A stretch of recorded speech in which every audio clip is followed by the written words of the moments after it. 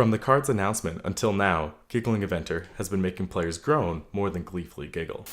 When announced, many streamers voiced their opinion that this would be an extremely powerful card, but did they know just how good it would be?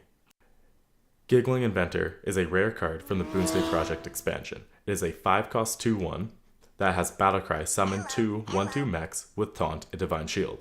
Giggling Inventor is the most played card in Hearthstone, with 35.5% of all decks, including an average of 1.8 copies. This brings the average rate of play to 2.1%.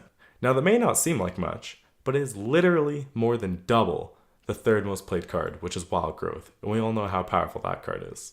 It has been played 1 million times more in the last month than the second most played card, Serenite Chain Gang. Fun fact, Giggling Inventor has been played more than 4.3 million times in the last month. That is more than the population of Jamaica.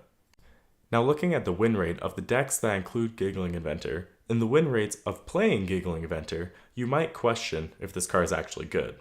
The decks playing it have a 53.7% average win rate, and the card itself only has a 50.4% average win rate. So the card must be being carried by the decks, and it's 3.3% worse than the decks, right? Well, not quite. There's many more factors to consider than just the win rate of the card. The purpose of the card, the time it's played, the amount of counterplay happening to the card, and if there's any other or better options that fill the same role. For example, Tickling Abomination has an 88.4% win rate, but the deck win rate is only 50.9%. Is this an amazing card that's 38% better than the deck? No, absolutely not. Tickling Abomination is complete trash and it's only ever good in Mechathune Priest, which uses the card as a win condition. So the deck only wins 50.9% of the time, but pretty much every time you play Tickling Abomination, you're about to win, thus giving it the 88.4% win rate. So you can't use the win rate of the card compared to the deck as a way to determine if it's a good or bad card, because if you did, you would think Tickling Abomination is good, when it is just completely awful.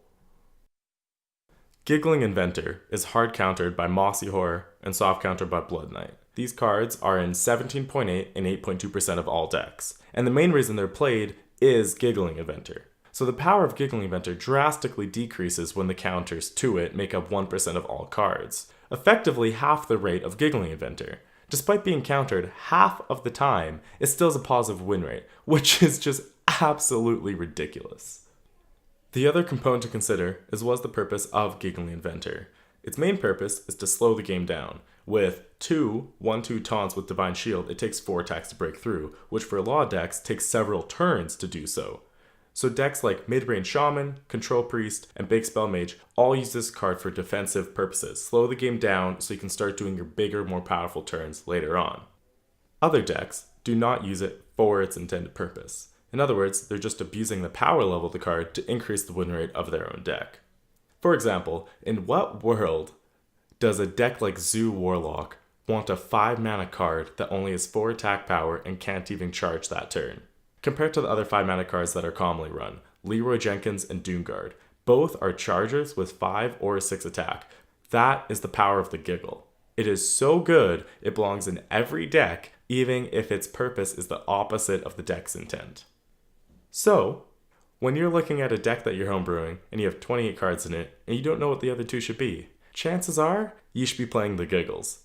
Or better yet, just play Druid, because that class is just ridiculous.